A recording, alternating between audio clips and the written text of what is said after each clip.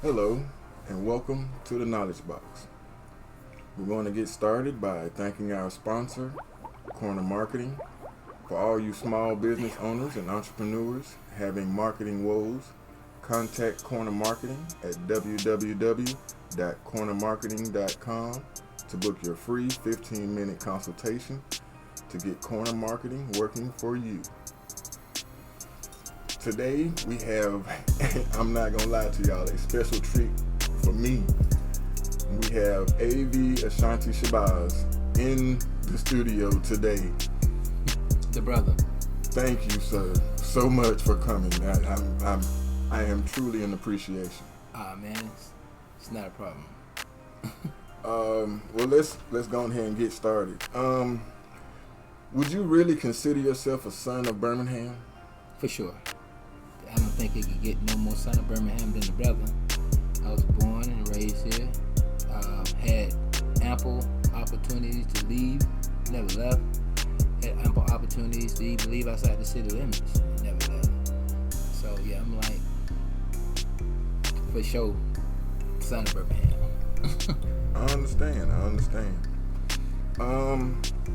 I was thinking that myself because it seems like you keep your focus deeply on trying to get more growth into the areas where there's not growth in Birmingham. Yeah. So that's kind of rooted in just my, like where I come from. So I've always been, like, as a child, I always rooted for the underdog. Like, that's just a part of who I am. Like, I always, protected people who I felt like couldn't protect themselves or, was getting mishandled. I always felt in that space. So coming from poverty, coming from the streets, coming from all those different spaces where you know and you understand it intimately because you was a part of it, and then when you come out of it, you can see the route out. That's why I always go back to those spaces, because I can literally show people the way out. It's like you going back. It's like Harriet Tubman almost. The Underground Railroad. You're just going back and you give people the opportunity to come out. But like she said, everybody don't want to come out. That's true. You did, but that's not my focal point. A lot of people focus on the negatives. I don't focus on those. I focus on the people who do want to come out. And even if I have an audience in front of me, I let them know. I already know that 2/3 of y'all is not going to do anything. I already know that, but it's not my place to make that call on who those 2/3 are going to be. So I just give it freely, and then whoever's going to pick it up, that 1/3 that's going to take it to the finish line, they're going to do that. Right. I just want to make sure that the opportunity is presented to those who will actually use it. So same way with me, it was presented to me and I used it.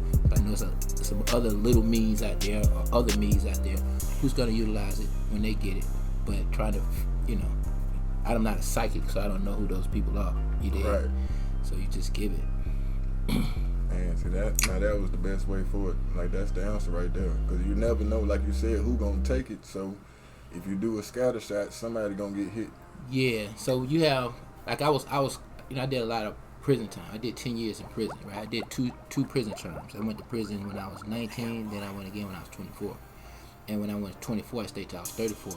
But one thing that whole experience taught me was I met a lot of guys who, like this one guy's name was Willie Earl Thomas. This dude was brilliant, right?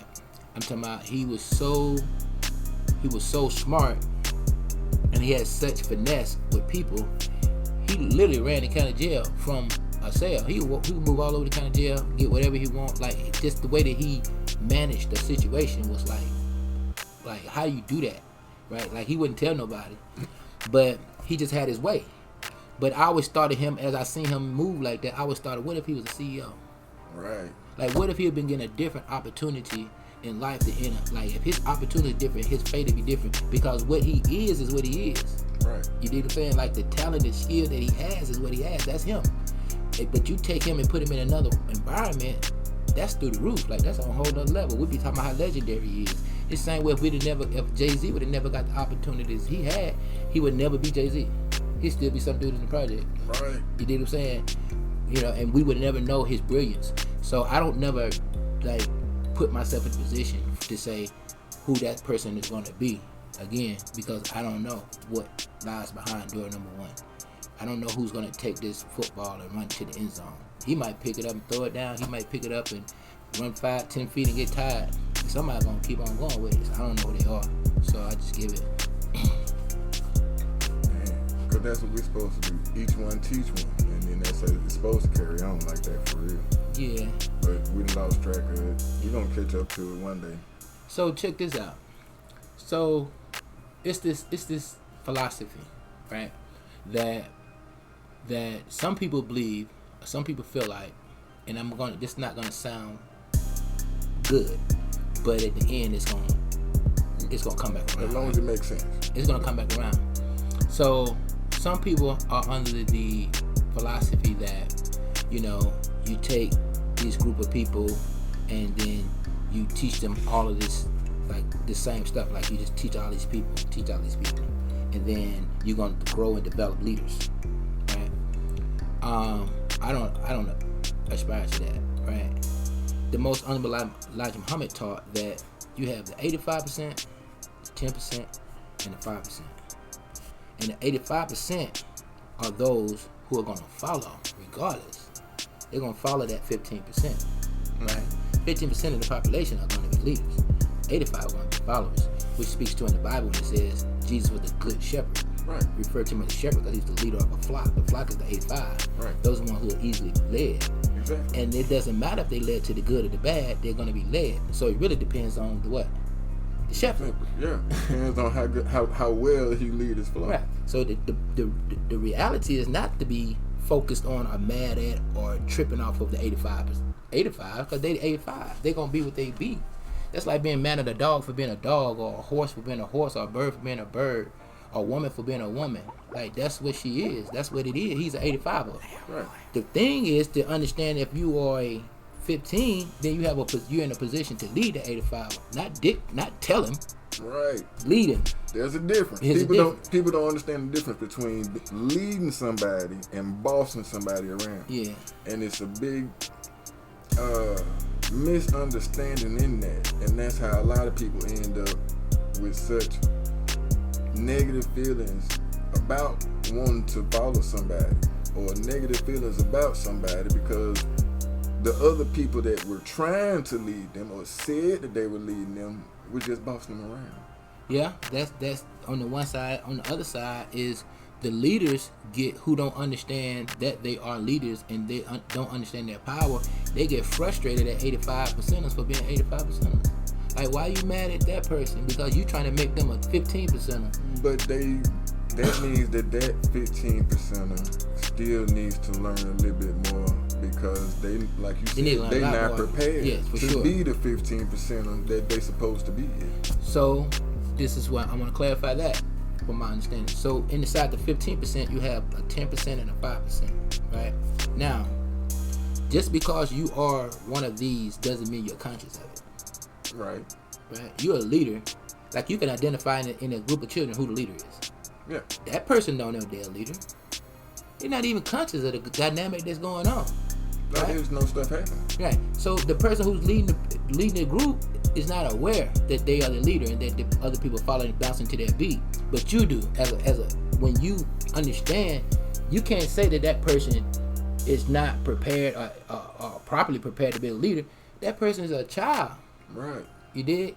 But the duty of us should be to, once we identify the leader based on the quality that they naturally have, then you take that and you develop that person to the way they need to be, which is the opposite of what I was saying earlier. How we do it now, we take this whole group of people, this whole 85, and we teach all this whole 85 the same thing, try to develop this whole 85 into being leaders, and then wonder why we get the crap defective leadership. That we get. Yeah, because these people that you're developing and putting them in a position, anybody can be a leader. No, you can't.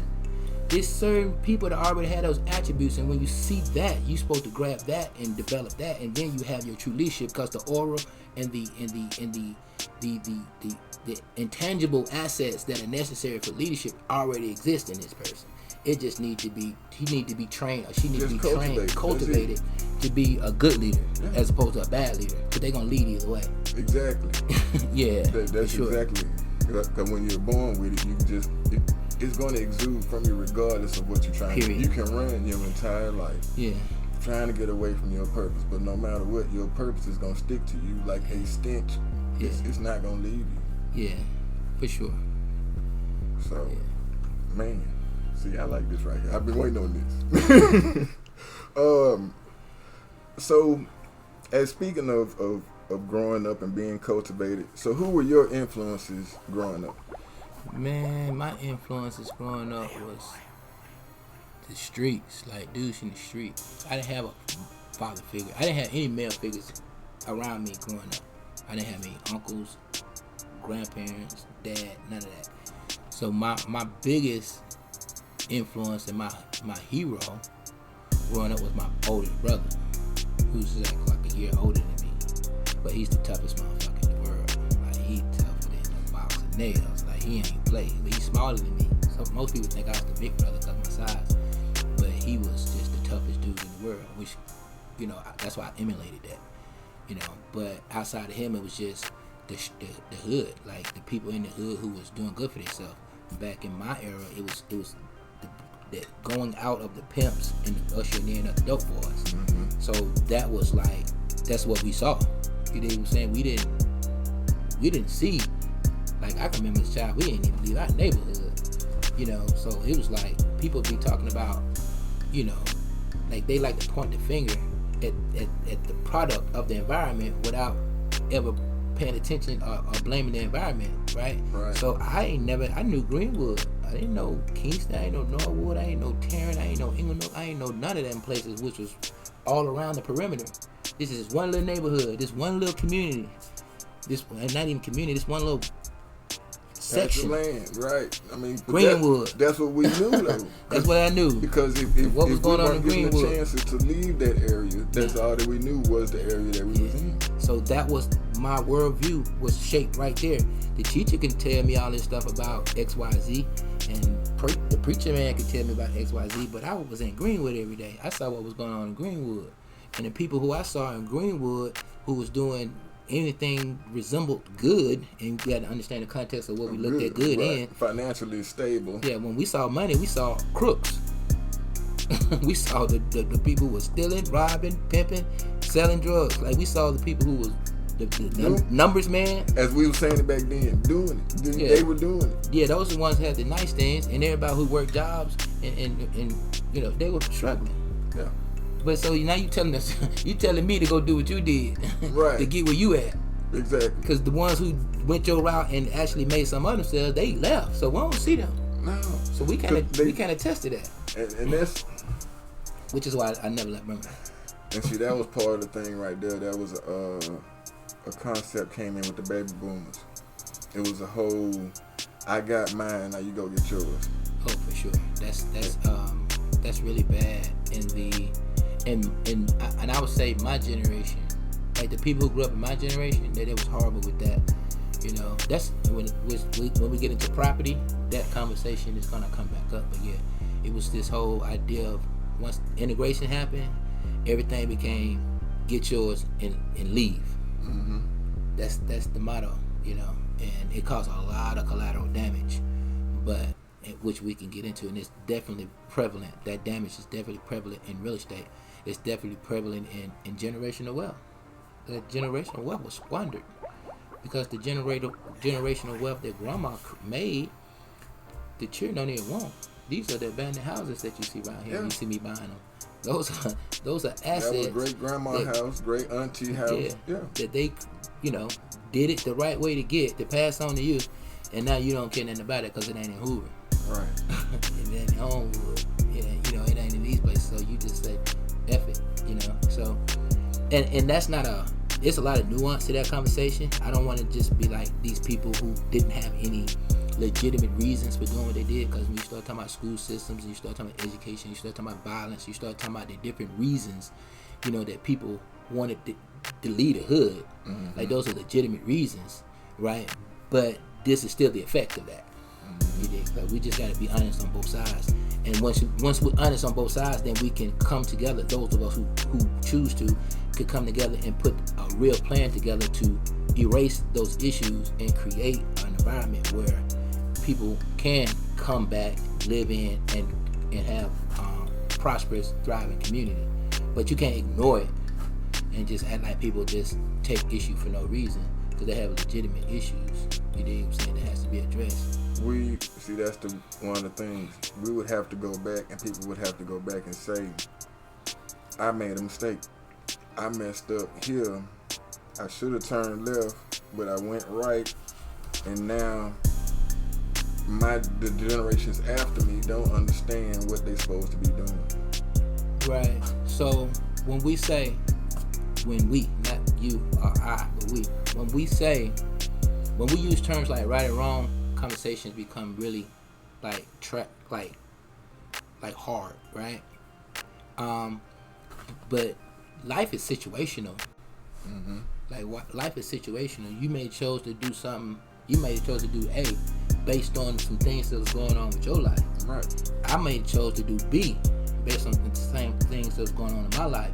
I can always pivot once I come into an understanding or a higher understanding, or better understanding. I could pivot and go right. But was I wrong for going left? You dig what I'm saying? Like, was I really wrong? And is it necessary for it to be a right and a wrong when it could just be a realization and an adjustment? That is the thing. When it comes to growth, there is no right or wrong because everybody is growing at their own pace. So if everybody's growing at their own pace, I can't blame you for making a decision I would have made 5 years ago if we're in different levels of growth. If I've already went through that and I've already done passed that, and now I'm on another conundrum or working on another puzzle, you're working on a puzzle I've already finished. Yeah. So maybe you were in the same circumstances I was in at the time. Or similar, right? You know, and you had the same information I had at the time. So now what we can do is understanding that we can fast forward that whole learning curve, right? Because instead of sitting back waiting for this person to learn it the hard way, or like you learned it the hard way, what we can do at this point is say, okay, we've already been down that road. This is how it look. This is how you maneuver. This is how you get to the other side. So we can fast forward that learning curve when we see people in it without making them wrong, just speeding up this curve. You dig what I'm saying? Like, this is how you navigate this space. And again, you present to the people who fit the bill. But I don't know how many out of that group, if I was 20 people that I say, listen, man, let me lace you up with how this go. I don't know out of that 20 people how many of them are going to move forward and get that lesson. And I don't even care to even try to find out. Right. Well, I'm gonna do more than try. I'm gonna do it, but I don't try to determine like the numbers that actually are gonna do what they supposed to do. You can't. That's not. It might be 9 out of 10 of them do it. It might be 1 out of 10 of them do it. I don't know. Man, I'm gonna tell you, one of the hardest things in this world is being able to stay in your lane. Yeah. And what makes it so hard is knowing what your lane is. Yeah, if your lane is to give the education, it's not your lane to babysit after you've given it. No. You've given the information. I definitely agree with that. So you've done your part. You've done what was in your lane. That creates dependency. Exactly. Yeah, which is akin to death. Like, that's like the worst thing you could do is to make a person dependent. Right. You know what I mean? Like, that's the destruction of a human being. When you make a person dependent, and when you hear people who have that dependency mentality, man, it's over with for them. Yeah. Like, they can't grow, they can't do nothing. Nothing. Growth is gone. Yeah, it's totally gone. Only thing they're gonna do is sit there with their hands out and wait. Because you didn't spoil them.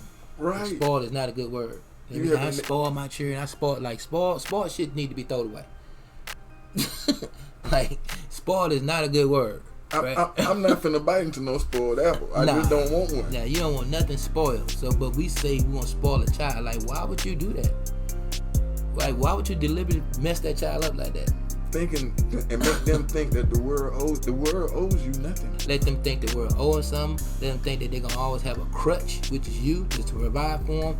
To make them think like if they can't get it themselves, this stuff is so important that all of the crime, the criminal aspects of life on the other side of it are worth doing to get these things. And that's the kind of environment that we have created. And that's not a black thing, that's an American thing, but it's even more prevalent in black communities because of the lack. Because we know, even in the midst of we know that materialism is a American it's the American dream. Yeah, it's an American way of life, right? But we also know that people who have things are treated better.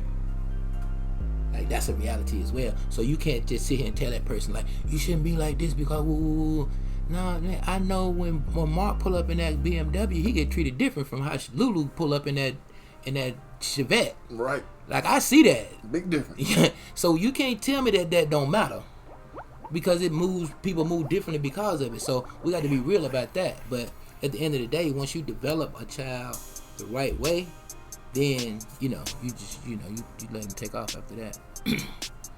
But now we definitely don't want to spoil a child. We don't want to make a child dependent. We want to develop them like my partner Determined to Be with his mentoring group. He telling me like he used the word develop them, right? He don't use teach, right. He don't use tell, mentor. He said develop them. These boys need to be developed. He did, which is a different word, right? Because that means it's already in them. They don't need to be taught it. It's in them. They just need to be brought and put into the position and the growth it's supposed to be. Yeah, they need to be taught how to think. Noble Drew Ali said, if I could just get you to think, you could save yourself. If I could just get you to think, right? If I get this boy right here, this young boy, I see he is the leader of his crew. He got 5-6 dudes that they all hang together. This is the leader. If I can get him to thinking, just him alone, he save all of them. Yeah. Cause they're gonna follow him. Exactly. That's that easy that is. Like, we, instead of trying to capture everybody, you ain't gotta do nothing to get that one. Through him, you got the rest of them. But we not even thinking on that level. We chasing behind all of them, and we ain't getting nothing. It's like you trying to get all the fish and can't get no fish when you could just get the right fish. But we don't think about that a lot of times, because honestly and truthfully, man, in our hearts, we want to save everybody. We want to feel like we're going to save and help everybody. Yeah. But you can't. You brought up earlier with Harriet Tubman. She said, I can only save the ones that knew that they were slaves. Some of them didn't even know that they were slaves. That's so deep. How could I save them? That's deep. That's deep. If you like, that's true today. It's real true today. Yeah. In a man, we finna jump off into a whole other deep pool, man. I'm gonna save that pool for later, cause trust me, that one right there. Yeah, for sure. But okay, so speaking of changing courses and helping navigate these waters, what was the rock that hit your river that helped you change on your journey, that made you decide, hey, I need to turn this path into something better? Dig it. Minister Farrakhan. So, I had been in prison once, got out, fake break, like I wanted to do something different, hit the street, did the same thing again, and worse, went back, did a lot of time. And while I was locked up that second time, I had a 15-year sentence. So I'm looking to be there. My at the time, this was like 94. My EOS date had 2015. So I'm like, that's crazy. Mm-hmm. Like, even before I got the time, I was facing life without, but I ended up getting 15. But how you tell a person to do 15 years? Like, how your mind even calculate I'm gonna be in this cage for 15 years? Not be able to really walk the earth for real. Think for about 15 it. years. If I'm 24 years old, hell, I just jumped off the porch as far as living at when I became like 18, 19 years old. Yeah. Like before I was a child. So I ain't lived but a few years, like 4 or 5 years, 6 years of life. And now I'm finna be locked up for 15? Yeah. Like that's crazy, right? Like your whole rationale of everything is finna be inside of these walls. That's finna be I'm not your gonna be society. leaving for 15 years. Yeah. Like Your whole world. that was mind blowing to me. So one thing that I did, like I saw a lot of people handling this a lot of different ways, and the go-to way for most people was either drugs or religion. It was either drugs or religion, right? And you know that statement was made by one of our high-ranking political figure, and he was demonized for it. But it's the reality. Like despair when people are desperate, when people are suffering, they're gonna turn to guns or religion.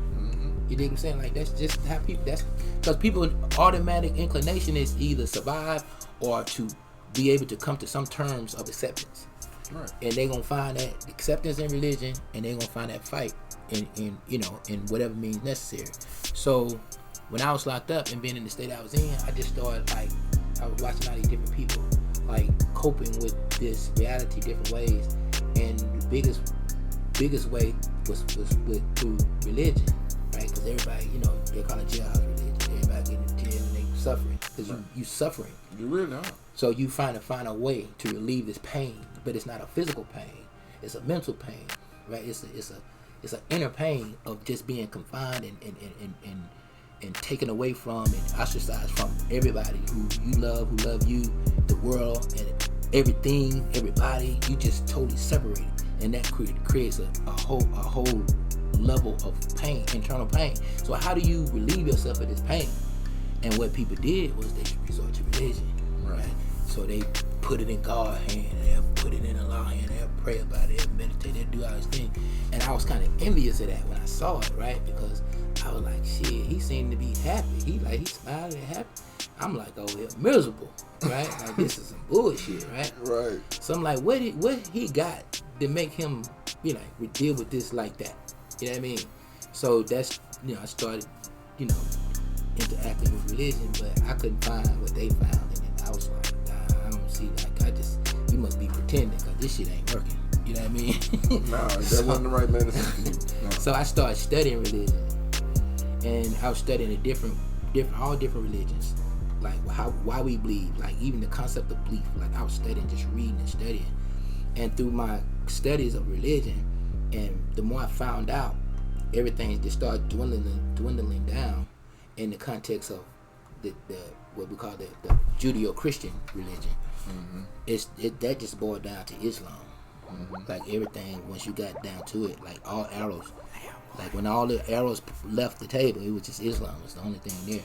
And out of the Christian context, the only thing there was Jehovah's Witness. Yeah. So it was like these two things. You dig what I'm saying? And then I had Juma, which is not Juma. I did Ramadan. I practiced Ramadan. This was in like 1998. I had practiced Ramadan with the Islamic community, and then in part of Ramadan is reading the Jews, which is the 30s, like 1/30th of the Quran. Like every day you read a section of the Quran, and over 30 days you read the whole Quran. Right. So over your fast, you read the whole thing. So I did that, and we read the Quran every morning, and this is the first time I ever read the Quran. So I read it in its entirety through Juma, and it was like, wow, like that was the confirmation. Like all of the questions, all of the things that didn't make sense, that didn't add up, all of them was just being answered. So it was like, for me, it was like clear. And then like that was far as the religious context, but the person, the individual who really like just made me just reconsider my whole mind, thinking, mentality was Minister Farrakhan. Minister Farrakhan, he talked to me in the way that I needed to be talked to. Like he's taught that you are God. And you basically he showed me in his own way, like you got too much sense to let these motherfucking folk trick you out your life. Mm-hmm. Like that's what he taught. Right. Like you got too much sense, too much potential, too much all of this to allow these folk to trick you out your life, and you allowing them to. This is not something that they forcing on you. This is something you're giving them. Right.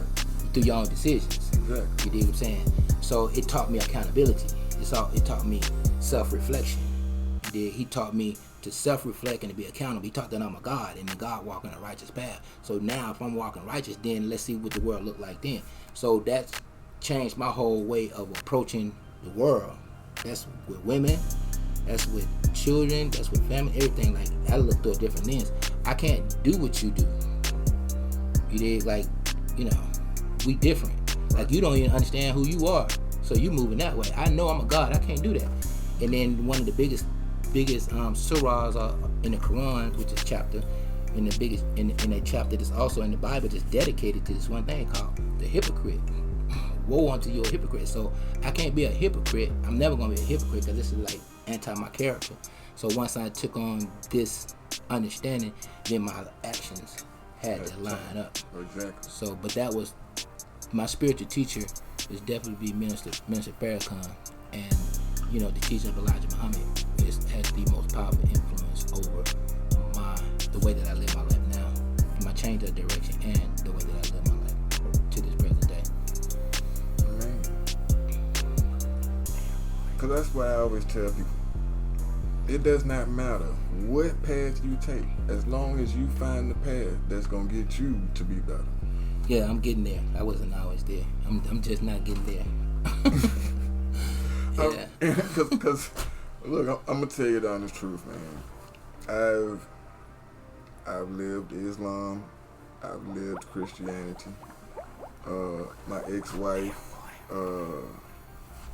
was into Catholicism, so to appease and try and bring an even yoke, I lived Catholicism. I'm not a religion person. I'm not a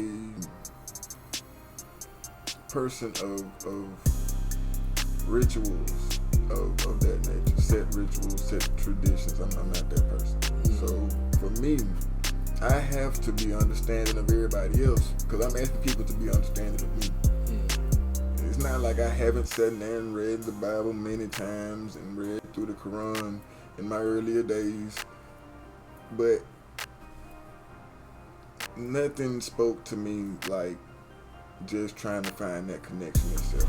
So that's why I say I don't blame anybody. I can never tell you you're wrong or you're right, but are you better?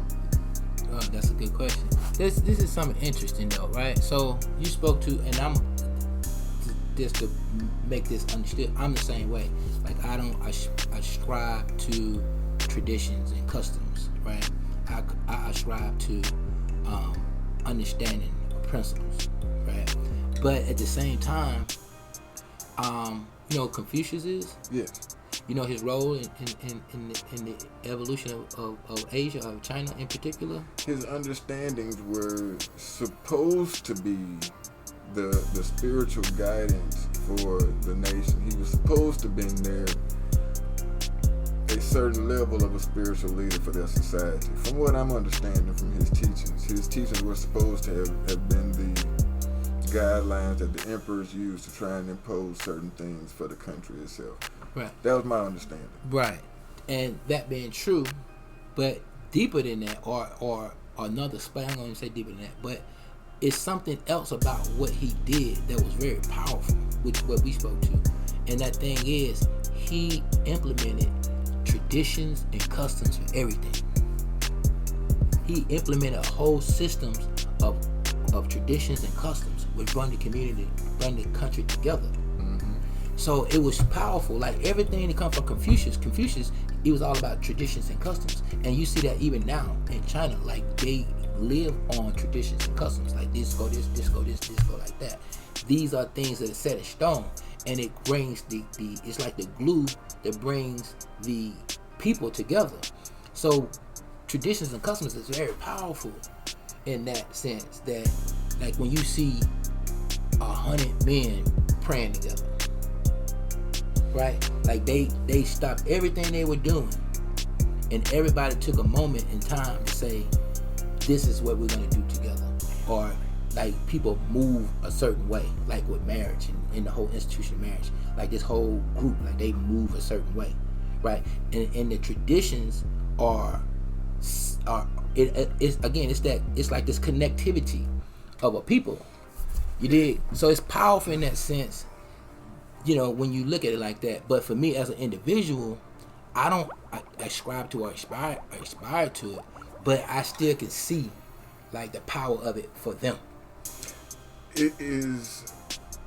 But if you also notice in those societies and those civilizations, it's a huge control factor. There's a huge control factor as far as not just the thinking and the controlling of how the mindset is set in the masses, but also the thinking and the mindset on how everything is supposed to be carried out and the way society is supposed to carry itself. It's a very huge control issue. But we went full circle. Remember, we already know that they're going to be controlled. It's just who's going to control them. So it's a given. Whether the government control them, whether religion control. Religion. What's the difference between religion and government? Well, if you ask the United States or America, for a long time there was no difference because they were the same. So religion is a spiritual control through spirituality, or through the concept of spirituality, and government is control from the concept of law, which is the same thing. But both of them control. So again, I don't take issue at this point in my development. I don't take issue with people being controlled because that's like the wind blowing. It's going to happen regardless. Yeah, that's like me being mad that the sun came up or that the wind gonna blow.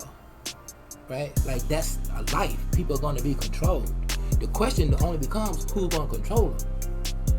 You dig? So if this person create these systems and these traditions to control people, to move them forward into a powerful position, like, am I mad at that control? I'm not. No. I mean, because everybody has to do or set their own boundaries and see where they are. That's when your own self-awareness comes in. If I tell an 85er, let me show you how powerful knowledge is. Knowledge is information. Information is empowerment. If I tell an 85er, listen, and I don't even point him out, I just point out the reality. Like 85% of the population are going to follow, right? 10%, 15% are going to lead. Out of that 15% that lead, 10% are going to lead to their own personal benefit. They're going to use their position to lead the 85 to benefit themselves.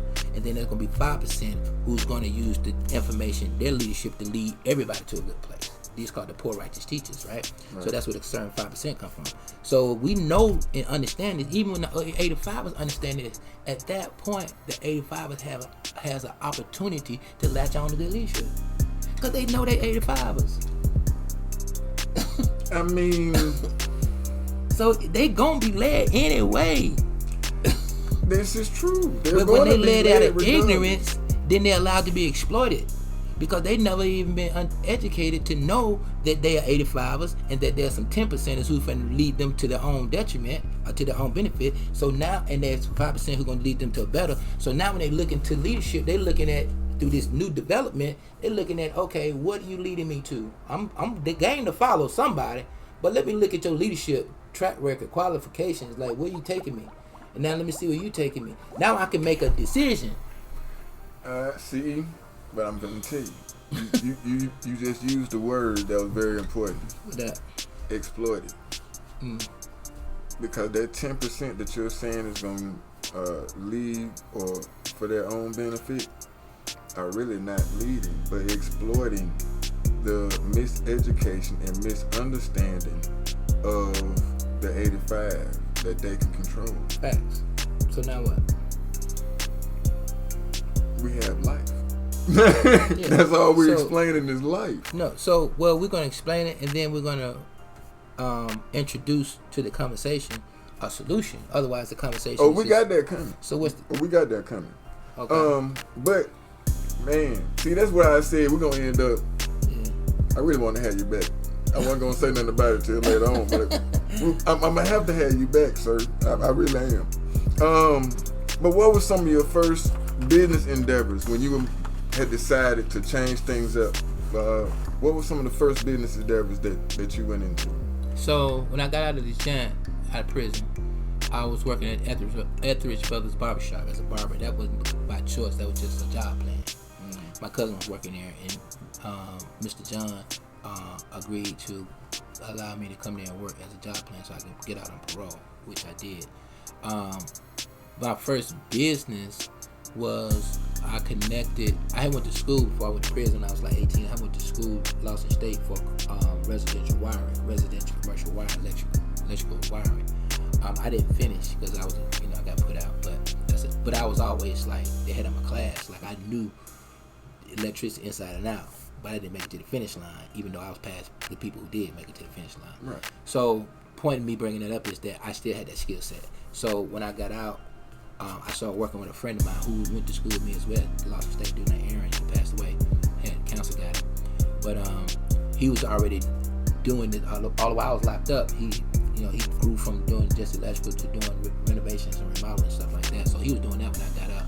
He liked my mind. He had the skills, but he didn't have the business acumen to add to it. Yeah, so I'm fresh out of prison. My mind on fire. Like I didn't sat down and thought about this for all these years. What I'm finna do, how I'm finna do it. I done studied business. I done studied credit. I done studied everything. I'm ready to hit the ground and turn up. So we connected and we started doing business together. So that was kind of like the first quote unquote business, even though it's more like a partnership. But from there, I left there and then I started selling shoes, Air Force Ones. So I got a box, an Air Force One, like $325 or something like that, and posted up at Mr. John at the barbershop. With Mr. John consent, posted up outside the barbershop. Started selling shoes out the trunk of my car, and that box of Air Force Ones turned into clothing stores. So I had Perillian Fashion, I had Young Fly and Flashy, I had T-Shirt Heaven, had Purse Party Women Boutique. But all that grew from that box of Air Force Ones. So, but to backtrack, let me go back to put some context to this, because you asked me like what this business, how did I get involved in business?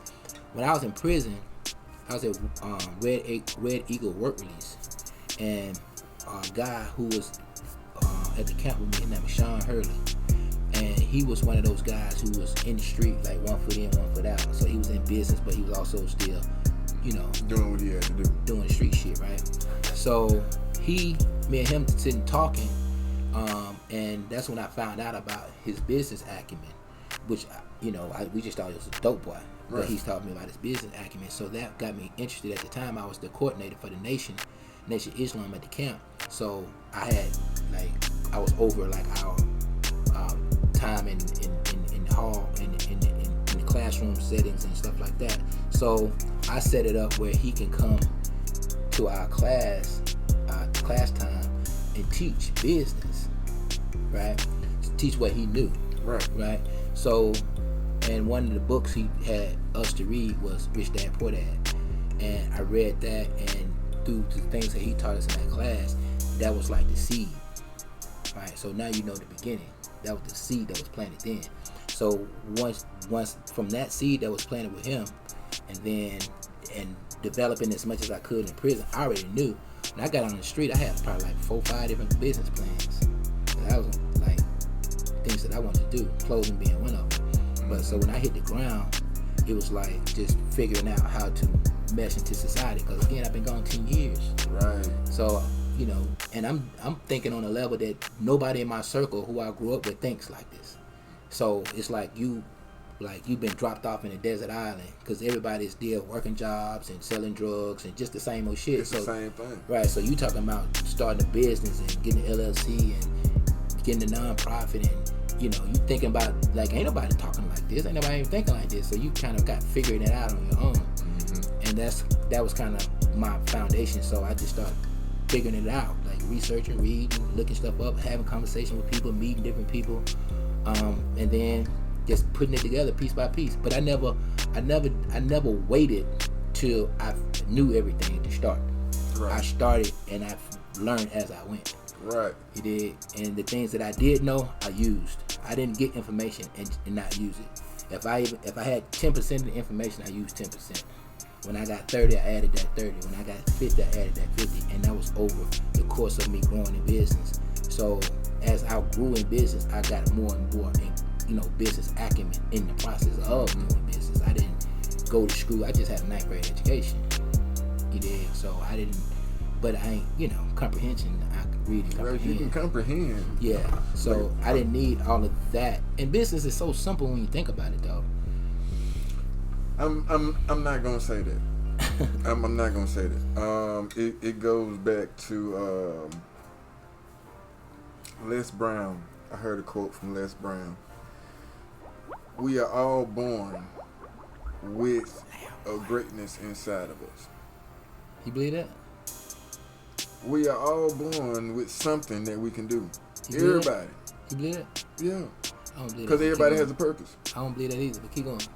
Everybody has a purpose. Sounds good. Your purpose may be to just be the best shoe shine boy in the world, but darn it, that's your purpose though. You understand what you may be the dude that shine the shoes that's on the president's feet so he can give the presentation of some awards to some deserving firemen. Define purpose. What you are meant to achieve on this earth. See, I don't believe nobody was meant to be a shoe shine boy. I don't believe that. I'm just saying, as an example, like if that's what it is. I mean, if that's what he is, that's what he is. But I don't think it was meant to be. I don't think it was like in some cars or like destiny. No, I don't believe that. See, that's exactly why we're gonna have to come back to another doggone segment. But you were saying though. So you said Les Brown made the statement. We all have a purpose. We all have a purpose. We all have a greatness inside of us to be successful. So. If that's your success, it goes back to us saying earlier, how can I point fingers at you for the choices that you've made if that's the choices that you've made? See, I think that's part of that feel good religion. Like motivational speakers are just like pastors. They're gonna tell you things that make you feel good. They're gonna tell you things you want to hear. They're not gonna tell you the truth. Because the reality is that everybody's not made with greatness inside of them. Everybody ain't meant to be great. No, it depends on your definition of great. If your definition is Warren Buffett great, then no, everybody is not meant to be Warren Buffett great. Everybody's not meant to be Lance Armstrong great. Great by definition means higher than normal, like superior to normal. That's great, right? Correct. So everybody's not meant that. That's not mathematically possible for everybody to be superior to the norm. But don't know completely superior, no. But have an ability of greatness inside you is a different thing. So you can like I'm great at analytics. I'm great at planning. I'm great at organizing. I am even relative to other people who do analytics. Relative to normal people. So I'm not gonna. So it's got to be some normals. I'm not gonna say I'm the best, but it has to be some normals in order to